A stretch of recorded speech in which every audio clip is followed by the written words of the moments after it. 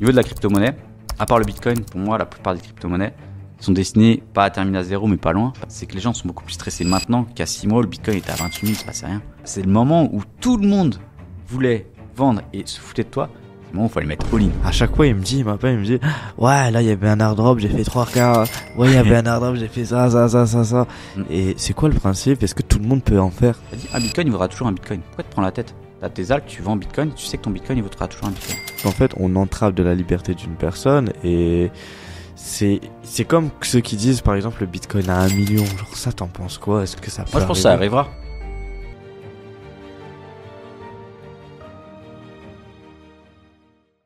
Yo la famille, j'espère que vous allez bien. On se retrouve pour un tout nouvel épisode de Life's Glitch aujourd'hui. Encore une fois, deuxième partie avec Benjamin. Le premier épisode, on a un peu abordé des sujets essentiels. On n'est pas forcément rentré dans les détails.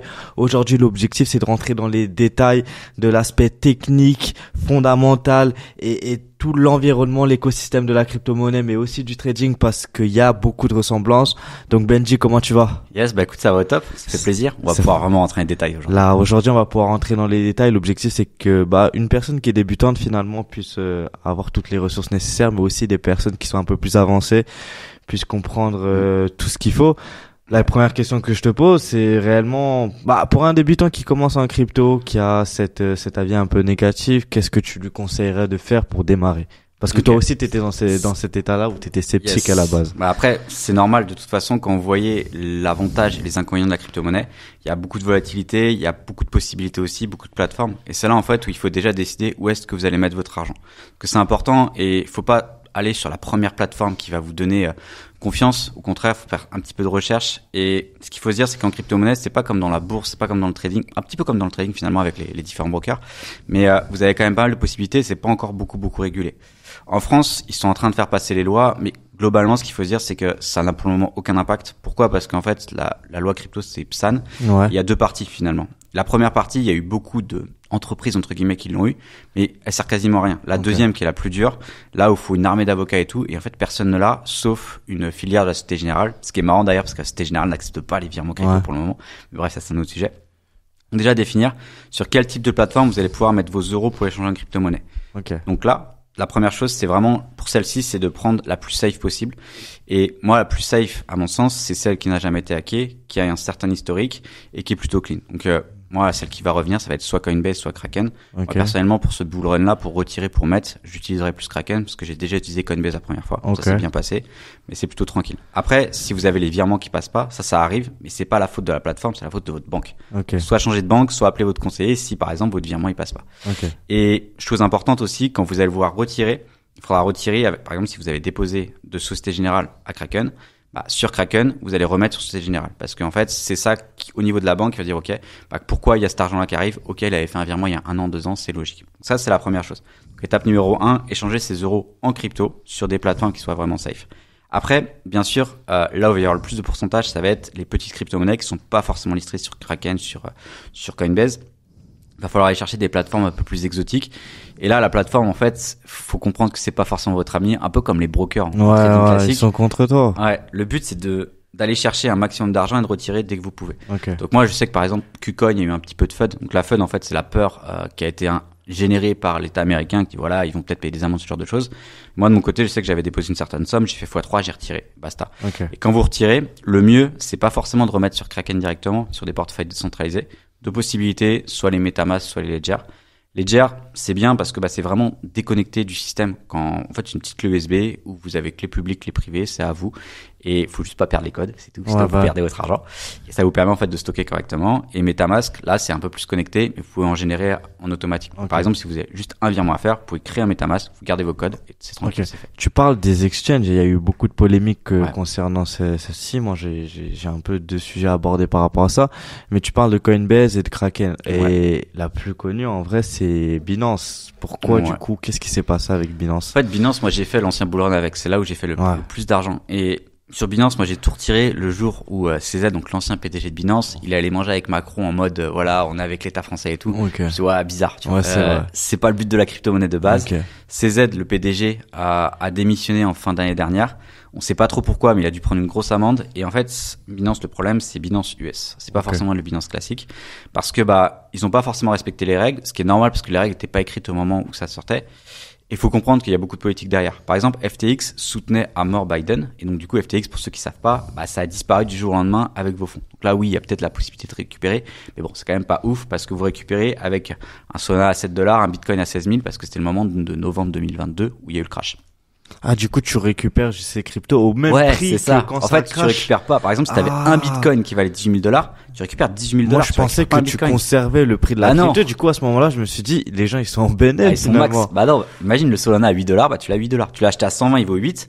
Ton truc, il a divisé par je sais pas combien et tu récupères l'équivalent en dollars et c'est tout. Ouais. Ok, c'est donc ouf, ça. Oui, c'est comme ça que eux, ils vont se Parce que moi, quand j'ai vu l'un de nos collègues avoir la possibilité de retirer, et il avait dit que là, sur FTX, ça avait la possibilité de retirer 75% des fonds. Mais moi, je me suis dit, ok, tu retires 75%, mais là, t'es en bénéfice large par rapport au boulot dernier, tu vois. Lui, la chance qu'il avait, c'est qu'il était en stablecoin sur cette plateforme. Donc, en fait, c'est pour ça qu'il a quand même une belle somme à retirer, qu'il a pu retirer 75%. Et ça, d'ailleurs, pour ceux qui sont intéressés, c'est un truc de sûr. La démarche est un peu longue. Vous avez des gens de FTX qui vont vous appeler, vous allez définir ça, vous allez avoir des papiers juridiques et tout, mais vous pouvez retirer. Ça, c'est ok. Ok, ça marche. Et du coup, concernant tous ces exchanges-là, tu parlais d'impact tout à l'heure concernant les lois et tout. Quels seraient les impacts qu'il pourrait y avoir? Il y en a beaucoup. En fait, ce qu'il faut se dire, c'est que à l'heure actuelle, c'est encore un peu le Far West et faut aussi définir ce qu'il peut y avoir en France et donc en Europe, on va dire, parce que les règles, ça sera les mêmes en France et en Europe et aux US. Aux US, on n'est pas forcément impacté, mais en gros, ceux qui maîtrisent le game aux US, c'est Coinbase. Pourquoi? Parce qu'en fait, ils ont l'argent de BlackRock, c'est coté en bourse aux US et pour être coté en bourse là-bas, c'est quand même assez compliqué, donc ça veut dire qu'ils respectent bien les règles. Ensuite de ça, en France, la plus grosse plateforme, ça reste Binance. Après, il y a Bybit qui est plutôt intéressant aussi. Mais encore une fois, il y a beaucoup de choses où, en France, à l'heure actuelle, on n'a pas le droit de faire. Il y a quand même la possibilité, un peu, tu vois, en liens d'affiliation, ce genre de choses. Normalement, t'as pas le droit de faire de pub pour les plateformes de crypto. Ouais. Et là, aujourd'hui même, donc je sais pas quand le podcast sortira, mais Bitgate, ils ont eu ils sont passés sur l'histoire de l'AMF. Et après, c'est logique parce que Sadek, en fait, il a fait la pub, lui, il a l'audience. Et donc, du coup, 2 mois plus tard, bam. Donc, en gros, pour le moment, on sait pas exactement ce qui va se passer. En Europe, ce qui va être important, ça va être la loi MiCA, qui va être normalement prévue pour 2025. Après, ça prendra toujours du temps à se mettre en place. Il y a beaucoup de choses très bizarres qui sont en train d'arriver. Potentiellement, les wallets décentralisés, plus le droit de faire des virements de plus de 10 000 euros, je crois. Et en vrai, ça va vite. Quand vous avez sur des wallets décentralisés, vous bougez 2 ou 3 Ethers, ça y est, ça fait plus de 10 000 USDT. Donc, faut faire attention à ça. Pour le moment, il y a rien qui est acté. Et pareil, au niveau des impôts, les gens commencent à se prendre énormément la tête là-dessus. Ce qu'il faut se dire, c'est que la règle, à l'heure actuelle, tant que vous restez en stablecoin, vous n'êtes pas taxé. C'est au moment où vous retirez sur votre compte. Okay. Et donc, moi, je sais que la première fois, j'avais pris donc une application qui s'occupait de ça, c'était Walsio. Je pense que je peux faire la pub là, c'est un truc français en plus.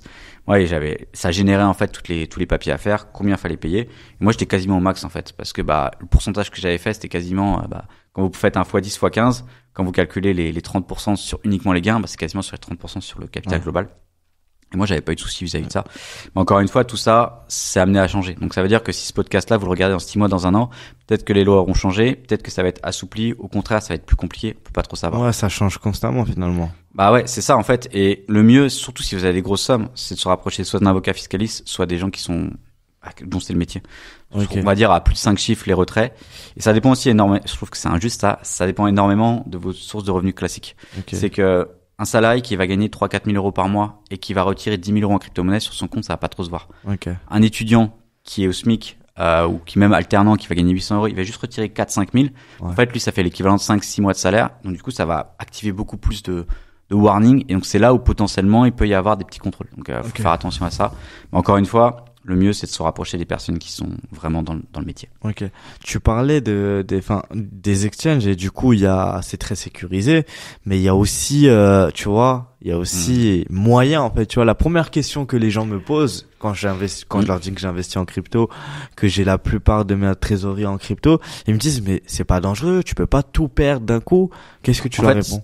Faut vraiment différencier centralisé, décentralisé. Okay. Wallet décentralisé, si vous faites les choses bien, vous êtes sur une ledger qui est déconnectée du système internet, c'est impossible de se faire hacker. Le seul moyen où vous vous faites hacker, c'est que vous signez une transaction qui est une fausse transaction qui donne accès à la personne qui vous a hacké pour pouvoir récupérer Comment ça peut arriver justement? Parce que j'avais vu pendant un moment, même sur Ledger, finalement, tu pouvais te la faire vider si tu faisais juste en fait, une mauvaise c'est que manip. les adresses sur Ledger, elles sont publiques. Ok. Toi, par exemple, ton adresse Ether, elle est publique. Et donc, si moi, je suis un hacker, je peux très bien dire, OK, bah, j'envoie des faux NFT, ce genre de choses. Ouais. Toi, tu vas essayer de les claim, ce genre de choses. Ouais. Et ce qui va se passer, c'est que tu vas avoir signé des trucs. Ok. Et le fait de signer, il y aura un bout du code qui va dire, bah, en fait, finalement, ça donne accès à certaines actions sur ton compte, comme le fait d'envoyer de l'argent sur notre wallet. Et donc, du coup, là, t'es mort. Ouais, bah ouais. Après, pour les gros wallets, le truc le plus dangereux, c'est les SIM swap. Je sais pas si tu sais ce que c'est. Non, dis-moi. Ça, c'est vraiment dangereux. Et même pour la partie trading, c'est dangereux. C'est que tu te fais avoir avec quelqu'un qui va recopier exactement ton téléphone. Et en gros, bah, t'as ton Google Notificateur dessus, t'as tes mails, t'as tout ça. T'as Donc toutes à partir tes du cartes moment, et tout. J'ai tout sur mon ah téléphone ouais, c'est ça. aujourd'hui. Et donc si toi ça t'arrive, ça, tu perds tout. Ouais. Parce que le mec, bah, il va juste aller sur Binance. Il va dire mot de passe oublié. Mot de passe oublié, ça t'envoie un mail. Il a accès à ton mail parce que c'est son téléphone. Tac, il va récupérer, il va changer le mot de passe, il va faire ce qu'il veut.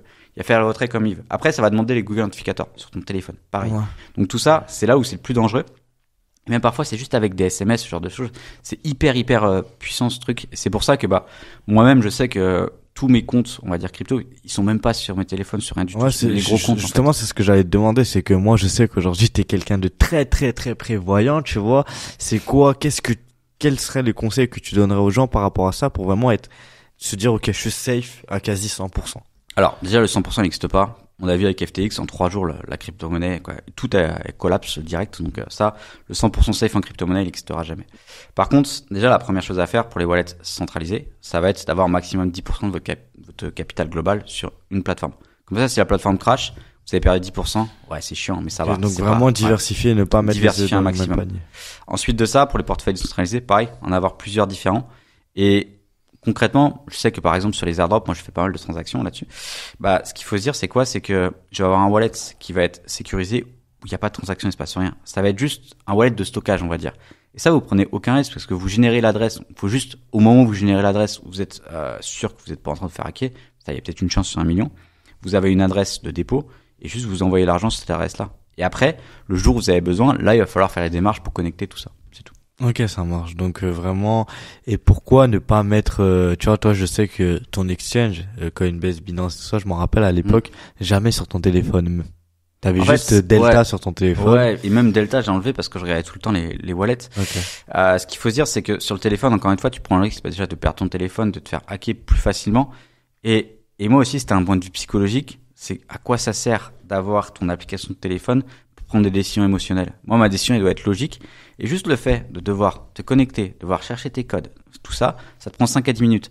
Donc si toi, t'es en train de faire une dinguerie, tu vas avoir tout vendre ou tout acheter pour une décision émotionnelle, ces 5 à 10 minutes là, ça peut te sauver. Dire, mais en fait, qu'est-ce que tu fais? Alors, tu téléphone, tu mets ton Face ID, tu veux mettre un trade en x50 juste pour amuser ton pote, tu mets toute la marge, tu perds $500 comme ça, en claquant des doigts. C'est débile, tu vois. Bah, c'est pareil, comme je te disais en trading, c'est que quand t'es trop connecté à ton téléphone, mine de rien, des fois, c'est pas bien, tu vois, parce que psychologiquement, t'es biaisé. Et on sait que le trading, c'est qu'une question de psycho, donc ça se reflète aussi dans la crypto, parce que même moi, des fois, il m'est arrivé, tu vois, t'es avec tes potes, tu regardes tes comptes crypto, bam, lui, il te dit de vendre celle-ci, en fait, tu prends des émotions qui sont pas logiques. Ouais, c'est ça. Et donc, la question que je te pose à travers ça, c'est, comment en fait toi t'analyses, comment toi tu checks si un projet il est bon, qu'est-ce qui fait qu'un projet il est bon selon toi? En fait, déjà, à mon sens, il va falloir définir plusieurs critères, on va dire. Premier critère, bien sûr, ça va être la capitalisation. Une crypto-monnaie du top 10 n'aura pas le même potentiel de gain qu'une crypto-monnaie qui va être 2 millième au classement. Pourquoi? Parce qu'en fait, il y a moins d'argent dessus. Même vous, ça veut dire une crypto-monnaie qui est 2000, 2500e. Si vous la faites, vous l'achetez, avec juste 200, $500, vous pouvez faire un petit peu bouger le cours. Alors que bon, voilà, si vous achetez du Bitcoin, même si vous achetez du Bitcoin, ça va pas faire bouger grand-chose.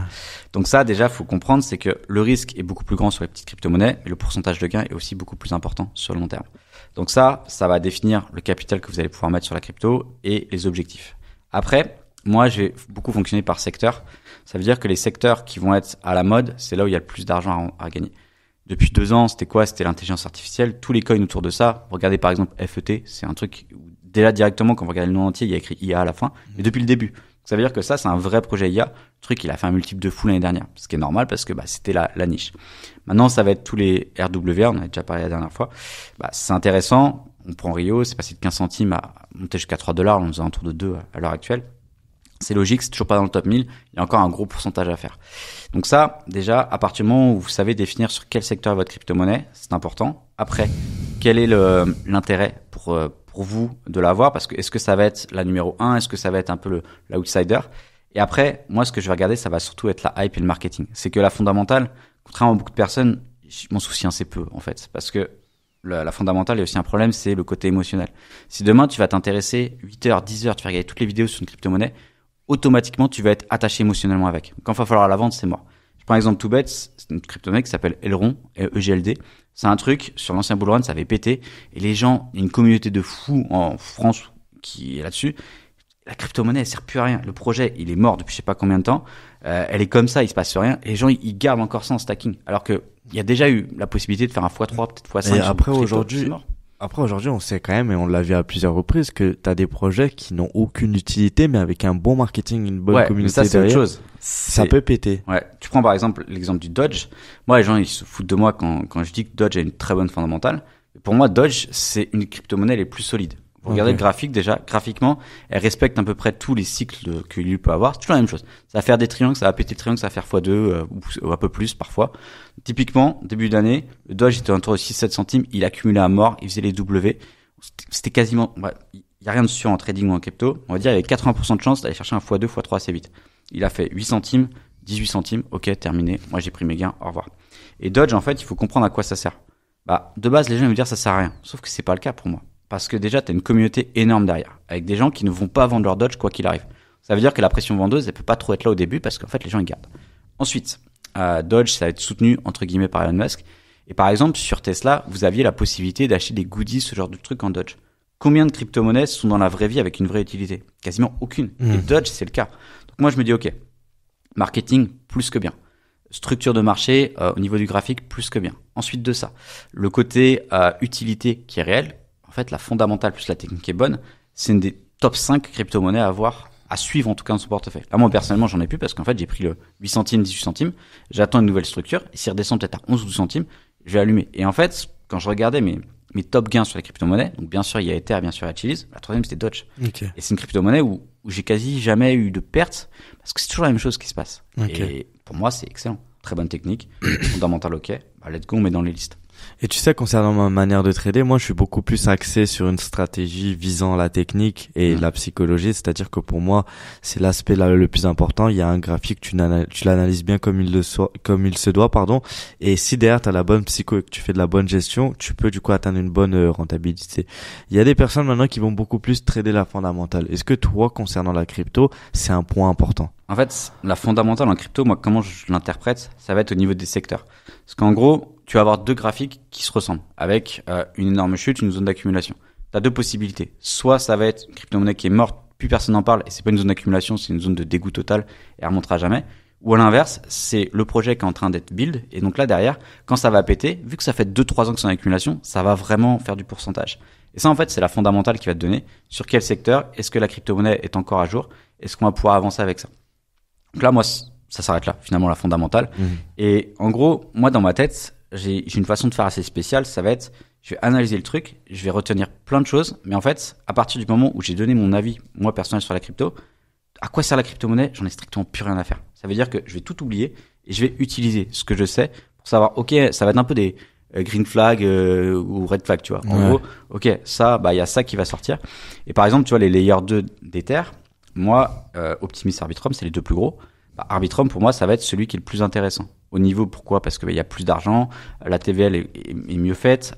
Donc moi, de mon côté, et même au niveau de l'airdrop, c'était celui qui a été le mieux géré. Donc moi, personnellement, je sais que je vais être plus sur Arbitrum que sur Optimism, mais ça m'empêche pas, parfois, si le graphique est bon sur Optimism, de le prendre aussi. Okay. Et ça a vraiment été avec l'expérience où au début, j'étais attaché émotionnellement au projet. Typiquement Chiliz, parce que c'était le premier et tout, c'est normal. De ouf. Maintenant, j'en ai rien à faire. C'est notre bébé, ça, à l'époque. Demain, il y a un layer 2 Ether qui sort, qui est mieux que Optimism et Arbitrum réunis. J'en ai rien à faire. Je vais passer tout sur autre chose et basta. Terminé. Ok, ça marche. Et du coup, à propos de ça, je vois que tu parles beaucoup aussi des airdrops. Ouais. Ça, c'est quoi le principe? Parce que à chaque fois, il m'appelle, il me dit, ouais, là, il y avait un airdrop, j'ai fait 3K. Ouais, il y avait un airdrop, j'ai fait ça. Et c'est quoi le principe? Est-ce que tout le monde peut en faire? Ouais, et ça vraiment, surtout pour une personne qui va être débutante, on va prendre un peu de temps pour vraiment expliquer parce que je pense que c'est important. Parce que c'est, à mon sens, la meilleure possibilité pour se lancer dans un bull run, quasi gratuitement ou presque. Donc ce qu'il faut se dire, c'est qu'un airdrop, vous allez avoir un projet qui n'a pas encore de token et son objectif, ça va être d'avoir soit des testnets, donc c'est des faux réseaux, mais pour tester est-ce que la technologie marche, ou sinon, déjà, le truc est en cours de test, ça marche pas encore super bien, mais vous allez pouvoir l'utiliser. Et il y a un moment où le token va sortir, et pour remercier les premiers utilisateurs, vous allez avoir des tokens qui vont être offerts, le principe d'airdrop. Et donc là, vous allez avoir soit les airdrops qui sont totalement gratuits. Donc moi, personnellement, c'est ce que je fais pas parce que je préfère mettre du capital dessus et que ça me rapporte plus. Mais une personne qui a peut-être moins de $100 en crypto-monnaie, en fait, il faut vraiment tester ça parce que vous allez peut-être récupérer du 200, 300, $500. Au début, ça peut paraître rien, sauf que ça vous fait peut-être un x2, x3, x4 sur votre capital. Donc let's go prendre directement. Et donc là, en fait, comment savoir est-ce que l'airdrop il peut être intéressant ou pas? Il faut regarder combien le projet a levé d'argent. Ensuite de ça, combien il y a d'utilisateurs. Et après, sur pas mal de procédés, surtout sur l'Ether, vous avez la possibilité de stacker soit des Ethers, soit des USDT, USDC pour être récompensé sur le long terme. Et ça, en fait, ça va être la Total Value Bucket, donc la TVL. Et plus c'est gros, en fait, plus le projet, il va être énorme, mais aussi ça veut dire plus il y a de monde sur la drop. Donc, à voir, c'est une donnée à prendre en compte, mais plus c'est gros, pas forcément le plus intéressant. Et là, le dernier, moi, qui m'a beaucoup payé, ça a été Wormhole. Donc, en fait, Wormhole, c'est quoi? C'est juste un procédé qui te permet de passer de blockchain en blockchain. Par exemple, tu vois, tu as la blockchain Solana. Et moi, j'ai fait une transaction de Solana à Osmos. Donc, Osmos, en fait, c'est dans l'univers Atom. Donc, en fait, c'est, on va dire une blockchain. Et donc, moi, j'avais fait une transaction, je me rappelle très bien, le 31 décembre. Et c'était une galère de fou. Fallait envoyer l'argent. Ensuite, fallait claim sur un site pour ensuite récupérer ton argent. Moi, ça avait pris 30 minutes, ça m'avait saoulé. Et ça, cette transaction-là, ça m'a donné 440 tokens Wormhole sur Solana, 440 tokens sur Osmos. Donc, 880 en tout. Le token, il est sorti à $1,50. Une transaction, ça m'a rapporté plus de $1000. Pourquoi? Parce qu'en fait, Wormhole, c'était un truc qui était sous-farmé, qui était compliqué à faire, sauf que la technologie était déjà en place. Donc moi, j'ai pris le temps, je vais le faire. Et si j'avais fait plus de transactions, j'aurais peut-être récupéré 10, 15, $20. Juste, j'en ai fait une, et moi, je voulais le faire en février-mars parce que j'étais focalisé sur d'autres airdrops. Mais donc, juste une transaction, en tout, avec tous mes portefeuilles, ça m'a fait $3000. Donc, c'est plutôt cool. Ouais. Ah ouais, gratuitement. Et après, il y a toujours une façon de vendre ces airdrops. Moi, je sais que je vais vendre 75 à 80% de mes tokens directement. Donc là, le token est sorti à $1,50. Alors, on se part, il était à 90 centimes. Et après, va aussi y avoir la possibilité que cet airdrop-là, il donne accès à un bon token qui va ensuite performer. Pour un autre exemple, sur un autre univers, ça va être sur l'univers Solana. Moi, Solana, c'est une crypto-monnaie que je trouve nulle. Pourquoi? Parce qu'en fait, elle bug tout le temps. Elle est éclatée, sauf que il y a les mêmes coins dessus. Et il y a beaucoup de transactions. C'est pour ça que en fait, là, à l'heure actuelle, il y a 3 transactions sur 4 qui ne passent pas sur Solana. C'est un bordel. Sauf que le Solana, les faits sont là. L'année dernière, il était à $15. Cette année, il est monté quasiment de 200. Donc oui, il y avait de l'argent à prendre. Moi, je suis passé à côté. C'est pas grave, ça fait partie du jeu. Crypto-monnaie, on peut pas tout prendre. Par contre, les crypto-monnaies qui tournent sur Solana, faut les prendre. Jupiter, en fait, c'est une crypto-monnaie. Ça va être permettre de swapper les crypto-monnaies sur Solana. Ça va être avec le token Jupiter qui va te payer les frais. Ça sert, pour ceux qui savent pas, ça sert à quoi de swapper? Swapper, en fait, c'est tu vas juste changer du Solana contre une autre crypto. Swap, okay. C'est ça, c'est changer la crypto. Okay. Donc la plateforme, moi je l'avais utilisée une fois. Pour me remercier, il m'avait donné, je crois, 200 tokens qui valaient 50 centimes. Donc encore une fois, ça faisait $50. C'est pas énorme, mais c'est une transaction. Top. Moi, ce que j'ai fait, c'est que j'avais vendu. Et en fait, tu voyais que le token, il était utilisé. La plateforme est cohérente. Et sur Solana, tu avais soit ça, soit un truc qui s'appelle Radium qui est horrible à utiliser. Donc moi, je me suis dit, en fait, Jupiter, ça va marcher. Parce qu'une personne qui est débutante, elle va pas aller sur Ether. Pourquoi? Parce qu'en fait, l'Ether, les frais sont trop chers. Si elle veut commencer à acheter des meme coins, ce genre de choses, même si c'est pas forcément fait pour les débutants, ils vont quand même essayer. Ils vont aller sur Solana. Donc Solana, ça va faire du volume. Et donc Jupiter, qui est la meilleure possibilité, on va dire, pour un débutant, parce qu'après, maîtriser les DEX screeners, tout ça, c'est compliqué. Jupiter, ça va être intéressant. Et tu vois, le graphe, en fait, il a cumulé entre 48 et 55 centimes pendant 2-3 semaines, tu vois. Et moi, je fais, ok, je prends une position de 3%, et là, ils vont à $1,50 à peu près. Simple, encore une fois. On a un airdrop, on a une crypto-monnaie qui fonctionne bien sur long terme, on attend l'accumulation. Et tu vois, par exemple, le fait d'avoir du Jupiter aussi, ça m'a donné accès à une autre crypto-monnaie qui s'appelle Zeus. Alors celle-ci, j'ai même pas encore regardé à quoi ça servait, honnêtement. Et j'ai eu 60 tokens, je crois, qui vaut 80 centimes, donc encore une fois $50. Donc il y a pas mal de petites sommes comme ça, 50 plus 100, juste parce que j'utilise des portefeuilles décentralisés. Magnifique. En quelques étapes claires, tu vois, pour un débutant. Étapes claires, en fait, déjà, définir votre capital de base. Si vous avez des gros capitaux, plusieurs Ethers, vous pouvez partir sur la blockchain Ether.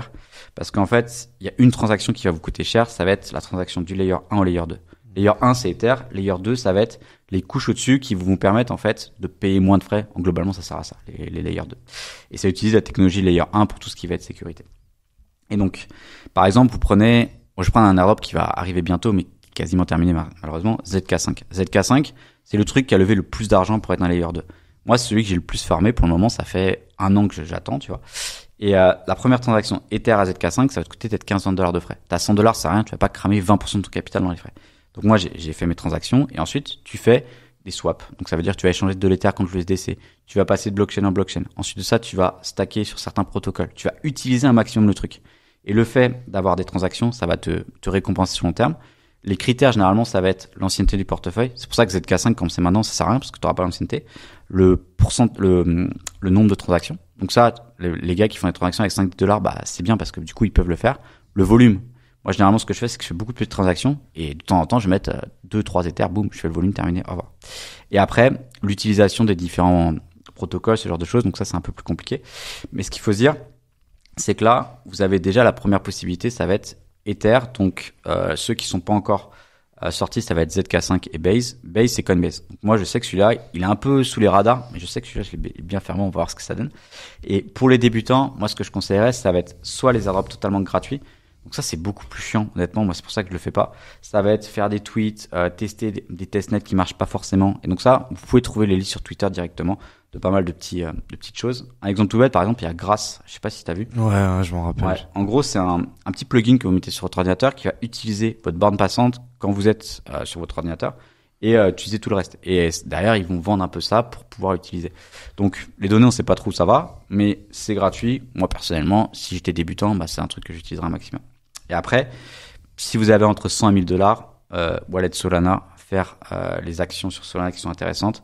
Là, il y a 2-3 protocoles qui sont en train de lancer les tokens, donc à voir. Mais un truc tout bête, là, où c'est tout petit, ça s'appelle Clone. Tu peux acheter des crypto-monnaies qui ne sont pas disponibles sur Solana directement dessus parce qu'ils vont cloner. Par exemple, tu peux acheter du Dogecoin cloné sur Solana. C'est intéressant, donc à voir ce que ça donne. Moi, je sais que j'ai posé un petit peu. Et après, bien sûr, tous les trucs classiques. Encore une fois, Twitter, il donne à chaque fois les meilleurs trucs. Et moi, c'est comme ça que je fais. Mais les plus gros, généralement, c'est pas ceux qui rapportent le plus que tout le monde est dessus. Ah bah ouais. Du coup, pour suivre vraiment, être à l'actu de ces airdrops, c'est en général sur Twitter, c'est ça? En fait, moi, j'ai 2-3 comptes américains que je suis. Ils sont trop chauds. Ça veut dire que les mecs, ils font entre 100 et 150 000 euros à l'année sur des airdrops. Après, bien sûr, ils ont de la communauté. Donc, c'est plus simple parce qu'il y a une partie aussi referral où, bah, t'as ton lien, tu peux récupérer plus. Et eux, bah, bien sûr, ils ont la communauté. Donc, moi, j'ai ces 3-4 comptes. Ça m'a permis de pas mal avancer. Après, j'ai une chaîne YouTube en français, ça s'appelle Cryptomage. Lui, pareil, il est trop chaud. Et, pour tout ce qui va être débutant, c'est top. Et ensuite de ça, bah, ça va être un peu les différents Discord, accéder à certaines informations. Et ça, faut chercher, sur Twitter. Et le but aussi, dans les airdrops, c'est d'arriver avant tout le monde. Quand t'arrives avant tout le monde, en fait, t'as toujours cet avantage d'avoir le portefeuille le plus vieux et t'as plus qu'à faire les transactions, sauf que t'as toujours les premières transactions qui comptent, donc t'en avances. Donc c'est ça aussi qu'il faut prendre en compte.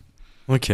Donc en fait, les airdrops, c'est un moyen un peu d'avoir du capital gratuit. Tu peux avoir c'est exactement ça. Sans rien. Ça veut dire que t'as la possibilité de faire des pourcentages de ouf. Alors qu'à la base, t'as rien mis. Ouais, juste comprendre que, bah, le fait d'avoir fait ça, par exemple, si vous avez de l'Atom. Atom, c'est une crypto-monnaie.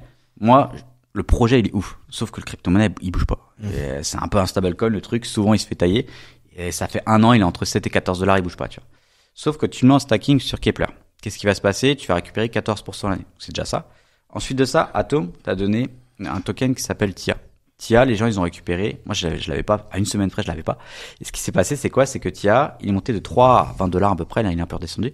Sauf que TIA, derrière, te donnait accès à DIM. Moi, j'avais stacké un TIA à $14. Ça m'a donné accès à $1 500 de DIM que j'ai vendu direct. Ouais. Je dis, bonne action. De ouf. Ouais. Et DIM, là, c'est en train de me redonner d'autres tokens. Bien sûr, en fait, moi, mes DIM, je les ai vendus direct et j'ai gardé juste une partie pour être stacké.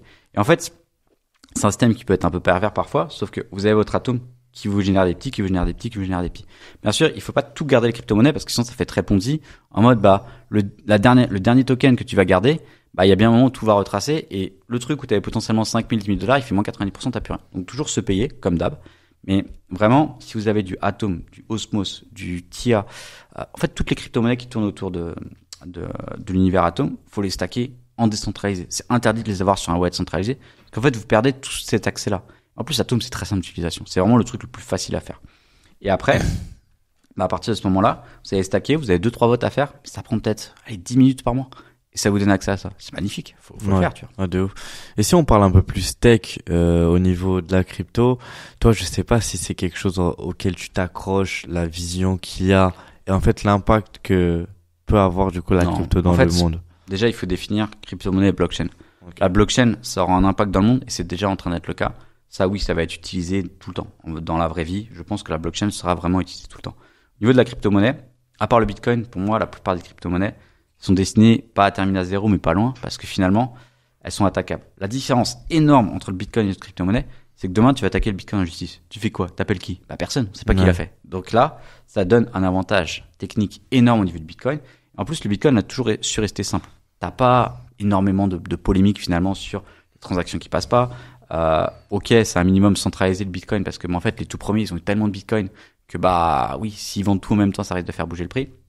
Encore une fois, les mecs qui sont là depuis 2011, c'est toujours pas vendu. Donc, bon, je pense qu'à un moment, ils vont pas forcément vendre. Donc, c'est pour ça que moi, je suis plutôt tranquille là-dessus. Et encore une fois, c'est que BlackRock s'intéressait à quoi? S'intéressait uniquement au Bitcoin. C'est tout. Et un petit peu à l'Ether. Et tout le reste, pour moi, en fait, c'est des trucs qui vont se faire manger par des entreprises classiques, par des procès, tout ça. Donc, c'est pour ça que moi, la crypto-monnaie, je vois ça comme un accélérateur de richesse à côté d'un job, comme on avait parlé sur le premier podcast. Mais au niveau de la technique, tout ça, c'est trop jeune pour vraiment savoir est-ce que ça va fonctionner ou pas. C'est comme la NFT, il y a 2 ans, 3 ans, c'était la nouvelle mode. Ouais, c'est très c'était juste des photos de singes qui servent à rien. Tu vois. Ouais, de ouf. C'est affolant rien que ce concept. Je trouve que parfois il décrédibilise un peu le truc parce que totalement. La crypto, c'est censé avoir une certaine utilité. Par exemple, quand on parle de BTC par rapport au virement face aux banques traditionnelles, etc. C'est une vraie utilité. C'est une vraie utilité parce que même hier, tu vois, petite anecdote, on était en train de jouer à FIFA avec mon bot, on a fait un pari et le gars, il devait du coup m'envoyer une transaction à 5 chiffres parce que j'ai gagné le match. C'était un bon match. C'était un match très très rentable et pour le coup, le virement, il s'est fait en 10 secondes top chrono, $1 de frais USDT. C'est ça. Et du coup, moi, la question que je me pose, c'est quoi vraiment cette année, tu vois, l'enjeu selon toi? Parce que on a beaucoup entendu parler des ETF, tu vois, les autres institutions qui les adoptent. On parle de l'euro numérique. En fait, c'est quoi? Pourquoi on parle d'un euro numérique et quel impact ça aura par rapport aux cryptos? Alors, ETF et euro numérique, c'est deux choses qui sont vraiment totalement différentes. ETF, c'est un truc qui va être, à mon sens, qui est déjà positif pour le Bitcoin, qui sera aussi positif sur le long terme parce que ça ouvre les portes de la crypto-monnaie à des gens qui n'auront jamais ouvert un compte sur Binance. Donc en fait, sur la globalité du process crypto, on va dire, pour moi, c'était plutôt une bonne nouvelle. Après, bien sûr, tu perds le côté vraiment un peu hors système parce que tu rentres totalement dans le système avec ça. Encore une fois, si tu veux une adoption massive, il faut rentrer dans le système. C'est aussi simple que ça. Tu vas pas remplacer le système, c'est impossible. Après, euro numérique, ça, c'est un domaine qui, moi, me dérange beaucoup plus. C'est que globalement, avec l'euro numérique, tu seras sur une blockchain. Donc, un truc classique, ok, c'est top. Sauf que tu vas pas être sur la blockchain Ether avec la possibilité de voir toutes les transactions. Tu vas être sur une blockchain qui va être privée, où les informations seront privées, tu sauras pas exactement ce qui se passe.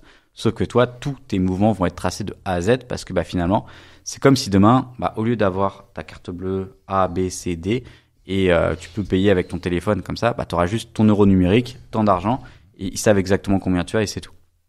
Donc ça, à voir, moi personnellement, je pense que ça va être assez compliqué, sauf que pour moi c'est vraiment pas une bonne chose, mais on risque d'y passer. Et un truc tout bête, c'est que tu auras la possibilité aussi de rendre l'argent qui ne sera plus valide 6 mois ou 1 an plus tard. Et ça, c'est tellement dangereux. C'est ouf, ça. Ça veut dire que là, t'as de l'argent. Peut-être dans 6 mois, cet argent, il faudra le dépenser. C'est ça. Et ça, c'est une possibilité qui est réelle. Donc ça. Avec l'euro numérique, du coup. Parce que, en fait, tout va être programmable. C'est que, c'est pas comme ton billet où ton billet, si ton billet est terminé, au revoir. Ouais, là, c'est comme si ton numéro de billet qui est écrit en bas, il décide que, en fait, il est plus valide au 1er janvier 2026. Tu fais quoi? T'es obligé de le dépenser, tu vois. Là, on rentre je suis désolé, mais on rentre dans un autre débat, là. Ça veut dire que clairement. C'est ta liberté personnelle qui est plus respectée. Mais c'est quelque chose qui, pour moi, risque d'arriver. Donc, après, à voir. Et je pense que les gens risqueront de s'en rendre compte. Mais bon, les gens, ils ont accepté plein de choses, que ce soit des confinements, des vaccins, tout ça. Donc, ça veut dire que, potentiellement, il va y avoir une partie qui va être faite. Par exemple, ça peut être un truc tout bête. C'est que l'argent, tu te rappelles quand t'étais boursier? Ouais, je m'en rappelle très bien. Est-ce que t'avais déjà eu les tickets resto aussi? Ouais, les cartes resto que tu l'utilises. La carte ticket resto, elle est bloquée genre à 25 € par jour, un truc comme ça. Ouais, c'est ça. C'est déjà alors que pourtant t'as travaillé, tu les as, ce truc-là. Alors qu'avant, t'avais des chèques. Ouais, les chèques et généralement tu pouvais donner les chèques quand tu voulais. Et du coup, tu pouvais payer autant que tu veux à la journée. Donc là, déjà, tu vois, le fait que ça soit numérisé avec une carte, je crois que c'est 25 € la limite. Ça veut dire que, si toi, de ton côté, tu veux manger pour 30 €, tu peux pas payer avec ta carte. Ouais. Avec un euro numérique, tu pourrais très bien avoir la même chose sur ta bourse, par exemple. Sur ta bourse, ça devrait te servir à quoi? Je sais pas, par exemple, tu reçois ta bourse, ton argent, tu vas pas pouvoir le mettre sur BetClick pour aller parier, tu vois. Ok. Bon, ça, c'est pas forcément une mauvaise chose si ça arrive, tu vois. Mais c'est une première utilité où il pourrait dire, voilà, on fait en sorte que votre argent n'aille pas sur des choses qui sont dangereuses. Typiquement, je sais pas, les paris sportifs, un exemple tout bête. Et dans l'inconscient des gens, ils vont dire, ok, c'est bien. Pour une fois, l'argent qu'on donne pour que les jeunes ils aillent à l'école, il va pas être sur BetClick, tu vois. Ouais. Et puis petit à petit, ça va être plus BetClick, mais le fait de se dire, tu dépenses pour ça, tu dépenses pour ci. Tu vois, tes APL pour ton appart, il doit être censé uniquement être payé pour ton appart, pas autre chose. Plein de choses comme ça, tu vois. Je suis désolé, mais en fait, là, on utilise la naïveté des gens, parce que... Bien sûr, mais regarde ce qui s'est passé sur les 4-5 dernières années. Il y a un truc, on sait pas ce qui est arrivé, et les gens sont restés tranquillement chez eux pendant un an. Mais si la crypto, c'est fait pour... à la base, moi, quand je pense crypto, je pense à liberté. Ouais, mais je pense au fait que t'es pas tracé. Deux choses différentes. Et crypto, blockchain. Mais du coup, en fait, l'apparition d'un euro numérique, ça aura un gros impact sur l'écosystème de la crypto-monnaie en général, non? En fait, moi, je pense que les deux vont cohabiter, tu vois. Mais la crypto-monnaie, faut pas dire que c'est pas tracé. C'est que c'est anonymisé, c'est totalement différent. La crypto-monnaie, c'est le truc le plus tracé au monde. Okay. T'as wallet A qui va sur wallet B, qui va sur wallet C. Tout le monde sait sur Terre. Ouais, mais c'est anonyme. Ouais, c'est l'adresse qui fait 26, je sais plus, des chiffres et des lettres, qui envoie sur notre adresse. Mais c'est pas du tout, c'est anonymisé. Sauf à partir du moment où on sait que, ce wallet-là appartient à Stéphane, tu vois. On sait exactement où l'argent va. Ok, ça marche. Mais du coup, moi, quand je pense au fait qu'il y ait une apparition d'un euro numérique, en fait, on entrave de la liberté d'une personne et c'est comme ceux qui disent, par exemple, le Bitcoin à 1 million. Genre, ça, t'en penses quoi? Est-ce que ça peut Moi, je pense que ça arrivera. Mais en fait, le problème, c'est que Bitcoin à 1 million, c'est 1 million contre 1 million d'USDT. Et du coup, la question, c'est, à ce moment-là, combien vaudra le dollar, en fait? C'est plus ça la question qu'il faut se poser. Parce que si tu continues à avoir une inflation qui est parfois à 2 chiffres dans pas mal de pays, donc déjà, tu vois, par exemple, tu vas en Argentine, je pense que le Bitcoin, il vaut plus d'1 million contre la monnaie d'Argentine, tu vois. Que ça vaut plus rien. Ouais. Eux, ils ont fait, je suis pas spécialiste de la politique en Argentine. Mais pour qu'un dollar perde autant de valeur, il faut le faire quand même. En vrai, on est toujours habitué à avoir les États-Unis qui soient le centre du monde, mais est-ce que ça va être encore le cas dans 5 ans, dans 10 ans, dans 15 ans? C'est comme l'Europe. L'Europe, ils prennent un retard de fou. Quand tu regardes ce qu'ils font au Moyen-Orient et tout, toi, t'es déjà allé à Dubaï, tu vois que, tu vas à Dubaï, tu vas à Paris, tu vois qu'il y a quand même, quelle ville est numéro 1 en ce moment? Dubaï, on parle et que de loin, Dubaï. Tu vois, que ce soit pour tout, que ce soit niveau sécurité, que ce soit niveau infrastructure, où est-ce qu'ils en sont? Et donc tu te dis potentiellement, les États-Unis, moi ça fait longtemps que je suis pas allé, ils vont peut-être commencer à se prendre une vitesse par pas mal de pays, et la monnaie de base, ça va pu être le dollar, ça va peut-être être une autre monnaie qui va être une monnaie, je sais pas, ça peut être la Russie, ça peut être l'Arabie Saoudite, peu importe, mais un truc qui va faire en sorte que le dollar perde de la valeur petit à petit. Et c'est là où pour le moment, Bitcoin, il compte l'USDT, mais peut-être que un jour, l'USDT, il vaudra mon argent, tu vois. Est-ce que pour toi, il y a un contexte géopolitique à prendre en compte concernant l'expansion et l'essor de la crypto? Par exemple, là, tu vois, on voit l'or qui est en train de prendre de la valeur. Typiquement, est-ce que c'est l'or qui prend de la valeur ou est-ce que c'est le dollar qui en perd? Ouais, il y a aussi beaucoup de fait que le dollar en perd. Ouais. Et faut se rendre compte que, les mouvements que t'as sur l'or, il a fait quoi? Il a fait 1800-2002. Ouais, là, il a pris $400. C'est énorme pour un truc qui est censé être stable. Bah oui. De base, quand t'achètes de l'or, c'est juste pour te protéger de l'inflation. Moi, je m'en rappelle, les premières fois que j'avais tradé l'or, c'était 2003, je crois. C'était 2003 max, je m'en rappelle. Moi aussi, ça. Ça a fait x2 en quelques années. Et ça m'étonnerait même pas de le voir à 2005 dans les mois à venir. Mais du coup, est-ce que, tu vois, le fait qu'on dit que l'or c'est une valeur refuge, qu'il y a un contexte géopolitique qui est instable et du coup ça prend de la valeur aussi, est-ce que c'est le même principe pour le BTC? Ça dépend.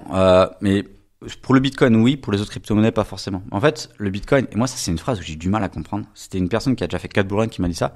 Il dit, en fait, Benjamin, tu te prends trop la tête. C'était au moment où il y avait les stablecoins qui étaient peut-être en train de cracher. Il m'a dit, un Bitcoin, il vaudra toujours un Bitcoin. Pourquoi tu te prends la tête? T'as tes alts, tu vends en Bitcoin, tu sais que ton Bitcoin, il vaudra toujours un Bitcoin. Là, j'ai réfléchi, ouais, t'es chaud, toi, en fait. La phrase, elle est débile. Un Bitcoin égale un Bitcoin. Ouais. Sauf qu'un dollar n'est pas égal à un dollar. Le dollar de 2023, c'est pas du tout égal au dollar de 2000. Ok. Donc, là, tu comprends qu'en fait, l'inflation, ça peut te manger petit à petit tes gains, alors que sur le Bitcoin, tranquille. Et avec, tu sais, c'est la courbe que tu vois à chaque fois, là, des trucs de motivation, là, trucs exponentiels, où au début, il se passe rien. Après, petit à petit, boum, boum, ça pète. Ça peut être ça aussi vis-à-vis de la faiblesse du dollar comparé à la force potentielle du Bitcoin, tu vois. Ok. Toi, t'es plus, tu vois, j'en connais plein des profils dans la crypto. Il y en a, ils se disent vraiment jusqu'à la vie, à la mort, jusqu'à la fin. Non. Toi, t'as un profil beaucoup plus, je sais, rationnel, structuré, carré. Est-ce que tu t'es fixé une deadline? Non. Comment tu réagis, en fait? En fait, déjà, moi, je vois comparé à l'autre bull run, tu vas avoir une lassitude mentale parce qu'en fait, c'est dur d'avoir des sommes sur tes portefeuilles qui bougent tout le temps, vérifier et tout. Moi, je sais que là, déjà, j'ai beaucoup moins de crypto. Je peux pas faire ce que j'ai fait il y a 3-4 ans. En fait, c'était trop dur d'avoir 150 crypto-monnaies à gérer. J'en ai beaucoup moins pour pouvoir gérer cette charge mentale, on va dire. Parce que les gens s'en rendent pas compte jusqu'au moment où ça arrive. Là, moi, je le vois. C'est que les gens sont beaucoup plus stressés maintenant qu'à 6 mois où le Bitcoin était à 28 000, il se passait rien. En fait, les gens, ils avaient placé, ils attendaient. Sauf qu'au moment où ça pète, là, ils sont perdus, ils savent plus quoi faire. Ils disent, s'il te plaît, est-ce que tu peux m'appeler pour expliquer? Écoute, mon pote, il y a 6 mois, il y a 1 an, t'as fait un plan, tu suis ton plan, c'est aussi simple que ça. Et tu sors quand tu décides de sortir. Demain, le Bitcoin, il va à 300 000. Toi, t'as fait x5, t'as pu acheter ta voiture, t'as payé tes impôts et t'as remboursé ta maison. Qu'est-ce que tu voulais de base? Qu'est-ce que tu veux de plus? Oui, le Bitcoin est monté peut-être à 300 000. On s'en fout. Toi, t'as réussi ton objectif. Terminé. Au revoir. Ok. Et moi, je vais plus être dans cet état d'esprit-là où il y a un moment où je pense que j'en aurais marre de tout ça. Je garderai toujours du Bitcoin, tu vois, par principe, entre guillemets, et aussi parce que pour moi, c'est une vraie réserve solide et qui est totalement déconnectée des systèmes classiques, parce que là, pour le coup, c'est Ledger, ce genre de choses.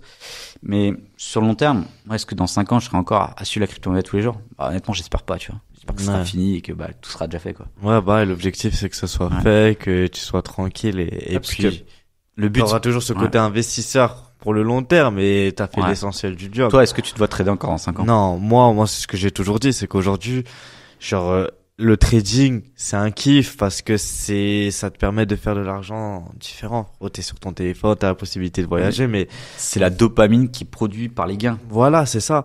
Et en fait, je me dis, l'objectif, tu vois, c'est que dans 10 ans, j'ai tellement accompli tout ce que je voulais accomplir que je travaille plus, tu vois. Je travaille plus. Et du coup, est-ce que je me vois trader à 40 ans et de me lever le matin, être à côté de mes gosses devant mes graphiques? Absolument pas, tu vois. Ouais, et ça, il y a des gens qui sont totalement passionnés par ça. Et moi, je pense que je regarderai toujours, mais avec un œil, on va dire, c'est un peu comme les anciens joueurs de foot qui vont voir des matchs de foot, tu vois. Ouais, c'est ça. Bah, tu kiffes toujours le système, comment c'est fait et tout. Et ça y est, le job a été fait, tu vois. Moi, je vois plus comme ça. Mais tu vois, on entend beaucoup parler de Bitcoin, mais moi, tu vois, la crypto qui me parle le plus, c'est l'Ether, et je sais que toi aussi. Ouais, en fait, après, il y a quand même un truc qui a changé beaucoup de choses sur l'Ether, c'est la façon dont il va être produit. Avant, il consommait l'électricité et tout, mais il était entre guillemets miné. Et là maintenant, ils ont changé la façon de valider les transactions, où c'est un truc qui est beaucoup plus écolo, ce genre de choses et tout. Mais tu perds ce côté-là vraiment décentralisé parce que s'il y a des gens qui ont beaucoup d'Ether, il va avoir plus de pouvoir que ceux qui ont moins d'Ether. Donc déjà, ça, je sais pas si c'est une bonne solution. De toute façon, c'est fait maintenant. Après, à l'heure actuelle, pour moi, l'Ether, ça va être un coin qui doit le plus performer parce que tu vas avoir les ETF sur l'Ether, tu vas avoir beaucoup de protocoles qui vont être dessus, et ils sont en train de corriger les problèmes qu'ils ont. Et encore une fois, c'est qu'il n'y a pas forcément de logique dans le marché des crypto-monnaies. L'Ether, le seul problème, c'est que les transactions sont chères, sauf que tu payes sur les layer 2, c'est OK. Solana, le problème, c'est que les transactions passent pas. Okay. Et pourtant, c'est Solana qui a fait x10, c'est pas Ether, tu vois. Okay. Après, bien sûr, l'Ether, il est plus capitalisé. Et donc, en fait, il faut comprendre ça aussi, c'est que même si le projet est parfait, s'il est déjà bien capitalisé, bien clean, vous n'allez pas faire d'argent dessus. À l'inverse, un truc qui est pas top, mais qui est très bas, là, il y a une possibilité. Et pour moi, l'Ether, d'un point de vue global, ouais, je pense que ça va être la crypto-monnaie numéro 2. Ce sera jamais numéro 1 parce que Bitcoin a des avantages qu'aucune autre crypto-monnaie peut avoir. Mais après, est-ce que ça va vraiment marcher ou pas? Encore une fois, on n'a pas de boule de cristal parce que l'Ether, ça dépend de personnes, de gens finalement. Alors le Bitcoin de personnes, mais pas de gens, tu vois. Ça va être personne va définir le Bitcoin quand est-ce qu'il va être miné ou pas. C'est que ça y est, tout est automatisé, le truc qui tourne sans que personne s'en occupe. Et c'est là où c'est beau, tu vois. Et il y a un truc que j'aime beaucoup dans l'écosystème de la crypto concernant mes investissements, et c'est un facteur que je prends beaucoup en compte, tu vois, c'est quand les médias en parlent, comme mes proches en parlent, quand je vois qu'il y a ma petite sœur qui connaît rien à la crypto, qui me demande comment investir et tout ça, je sais qu'il faut que je commence à me retirer, tu vois. Et dis-moi. Vraiment, tu vois, moi je sais, avec Telegram, c'est quand les gens ils commencent à se foutre de ma gueule, en mode, je t'avais dit, la crypto-monnaie c'est de la merde et tout. Moi, je me rappelle très bien le soir où FTX il a craché, le Bitcoin était à 15 000. Tout le monde se foutait de ma gueule parce que moi j'avais dit le Bitcoin il retouchera jamais 12 000. Parce que tout le monde disait ça. Moi je dis c'est mort, il ira jamais. Et là moi 15 000 c'est le dernier moment où j'ai acheté Bitcoin. Et là tu vois c'est le seul moment où j'avais peur. La logique voulait vendre pour dire ok récupère ce que tu peux avoir. Sauf que tout le monde était dans cette logique là.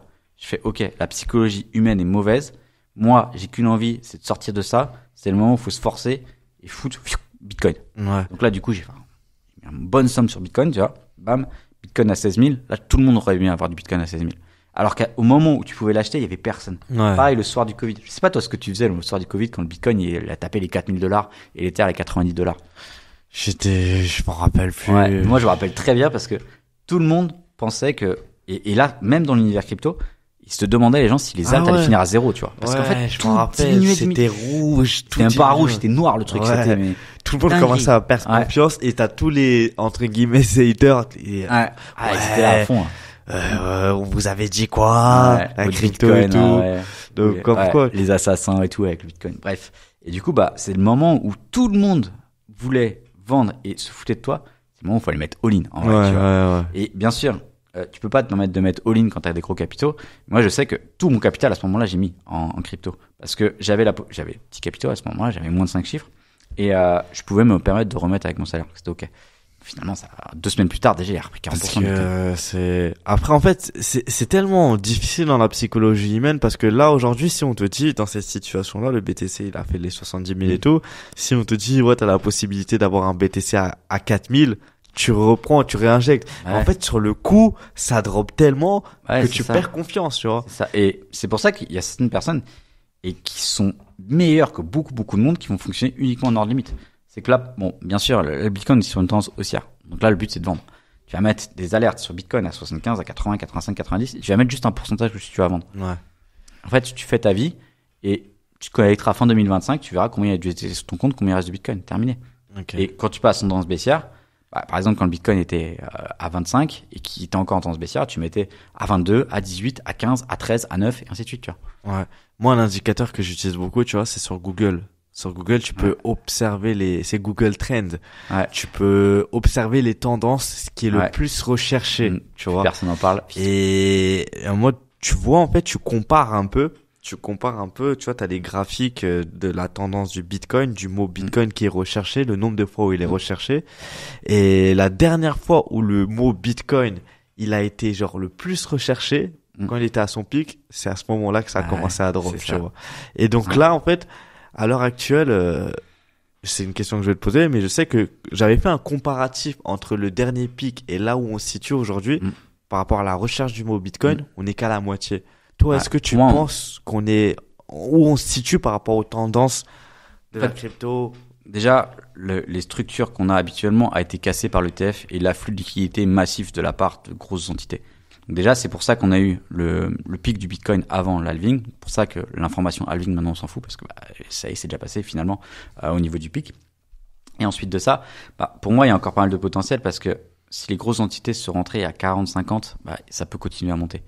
Mais encore une fois, c'est que est-ce que le pourcentage est intéressant? Demain, le Bitcoin fait 30%, il est déjà à 100K. Tu prends un alt qui n'a pas encore pété, 30%, ça va même pas se voir sur le graphe. Donc c'est pour ça que le Bitcoin, pour moi, il est à titre indicatif. Je vais en vendre petit à petit quand il va monter sur certains niveaux. Mais de mon côté, c'est pas l'actif que je vais acheter. C'est trop tard, c'est déjà monté. Solana, c'est pareil, c'est trop tard, c'est déjà monté. Ouais.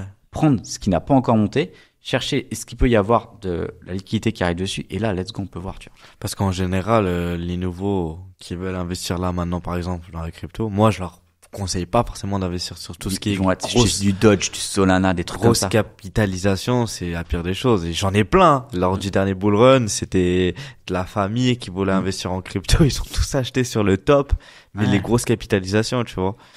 Après, ils ont moins perdu, du coup. Ouais. Sur le Bitcoin, du coup, ils sont plus en perte, ça y est. Ouais, là, ils sont plus en perte.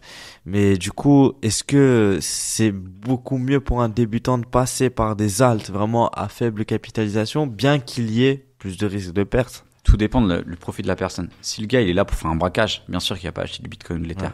S'il est là pour avoir de l'argent pour sa retraite dans 10-15 ans, il va acheter du Bitcoin et de l'Ether, tu vois. Parce que le reste, en fait, dans 10 ans, 15 ans, je pense que la plupart des trucs que tu achètes maintenant, ils vont dans zéro, tu vois. Ouais, parce que ça aurait été remplacé par des projets plus intéressants ou par un système. Peut-être que demain, tu auras une crypto-monnaie 2.0 qui va arriver, qui va tout raser et terminer. Qu'est-ce qui ferait qu'un projet serait encore là dans 15 ans, par exemple? Qu'il ait une utilité réelle dans la vraie vie, qu'il soit capable, en fait, de manger tous ses concurrents. Prends un exemple de la bulle Internet. Je pense que toi, t'étais trop jeune, mais à l'époque, c'était pas Google que tu disais, c'était Yahoo. Tu te rappelles de Yahoo? Ouais, je m'en rappelle, Yahoo. Et en 2000-2001, tout le monde aurait dit Yahoo, c'est mieux que Google. Là, maintenant, Yahoo, je sais même pas si quelqu'un utilise yahoo.fr pour faire sa recherche. Je sais juste qu'il y a mon père encore qui a sa voilà, boîte ton mail Yahoo. père, ouais, ah, c'est ça. tout. Mais même moi, j'ai jamais utilisé Yahoo, tu vois. On a tous utilisé Regarde Google. les téléphones. On a tous eu un 3310 à un moment. Ouais. Bah, maintenant, Nokia. Qui a un téléphone Nokia? Personne, tu vois. Et là, à l'heure actuelle, on va se dire, OK, il y aura jamais rien autre chose que Samsung et iPhone. Et peut-être que demain, t'as un nouveau téléphone qui va arriver et qui va tout manger. Il y a 10 ans, on était sur les Nokia, des BlackBerry. Mais en fait, maintenant, fini, c'est vrai que ça change constamment et quand tu regardes quelques années auparavant, ce qu'on a aujourd'hui, c'est totalement différent. C'est-à-dire que tu parles des moteurs de recherche Yahoo, Google, mais moi, tu vois, la dernière fois, j'étais en train de réfléchir, c'est que la plupart des recherches que je vais faire, je les fais plus sur Google, je vais directement sur mon téléphone, ChatGPT, qui me dit tout. Donc je me dis qu'en fait, même ça, en fait, ChatGPT, c'est en train d'effacer Google quand alors que il y a 2 ans, tu te posais même pas la question de ne pas utiliser Google. Bah non. Tu prends les voitures, c'est pareil. Il y a 5 ans, il y a 10 ans, Tesla, c'était un truc qui était impossible à avoir. Maintenant, il y a des Tesla partout en France. Et je vois que en Chine, il me semble, ils ont sorti l'équivalent d'une Tesla qui a plus de capacité, mais sauf qu'elle vaut 27 000 euros, je crois. Ouais. T'imagines, ils mettent ça en France? La Tesla, elle coûte 80 000, 27 000. Donc, ça se trouve que Tesla, le truc qui a fait comme ça en bourse, bah, il va peut-être redescendre, tu vois. Mine de rien, je pense que ça m'étonnerait même pas de voir dans 5, 10 ans, enfin, après là, je suis plus optimiste, de voir des voitures volantes, tu vois. Parce que, en fait, les révolutions, elles sont tellement là que j'ai l'impression que l'être humain, dès qu'on lui montre la possibilité qu'il peut faire ce truc, bah, tout change, tu vois. Parce que l'intelligence artificielle, il y a quelques années, gros, c'était impossible. Là, avec tout ce qui est construit, je vois qu'ils sont en train de construire des robots par rapport à ça et tout. Pour moi, tout ce qui est fait à l'heure actuelle, c'est pour rendre l'être humain le plus malléable possible et le plus, plus faible, tu vois. Ça veut dire que tout va être automatisé, tu vas plus faire de sport, tu vas prendre ta voiture qui va se conduire toute seule, tu vas appeler ton téléphone qui va te dire exactement ce que tu dois penser. Alors qu'avant, tu vois, c'était toi qui fais tes propres recherches, tu allais chercher un tes livres, tu faisais en sorte d'aller chercher des informations, de recoupler pour savoir laquelle est la bonne ou pas. Là, maintenant, si ChatGPT te dit quelque chose, tu vas y croire. Bah alors que, c'est peut-être pas la vérité directe. C'est comme l'histoire de, Elon Musk avec sa puce Neuralink. Ça aussi, c'est une dinguerie. Ouais, ça pareil. C'est que sur un point de vue, t'imagines des gens qui sont handicapés, qui peuvent pas communiquer, qui peuvent communiquer avec leurs proches, c'est incroyable. Ouais. Tu vois, là, tu te dis, c'est une folie. Sauf que si ces puces-là, ils l'utilisent à des fins, mauvaises. Malsaines. C'est bizarre, tu vois. Ouais, bah oui. Donc, ok. Mais dans tous les cas, on est toujours dans ce plan de révolution. On a beau dire des choses, des mots, on ne saura pas ce qui va se passer. Donc, toujours être à l'affût parce qu'il y aura toujours des opportunités finalement. Réagir, tu vois. Ouais. Un mentor qu'on a eu en commun sur la partie Forex, à chaque fois il disait tu réagis. Mais c'est exactement ça.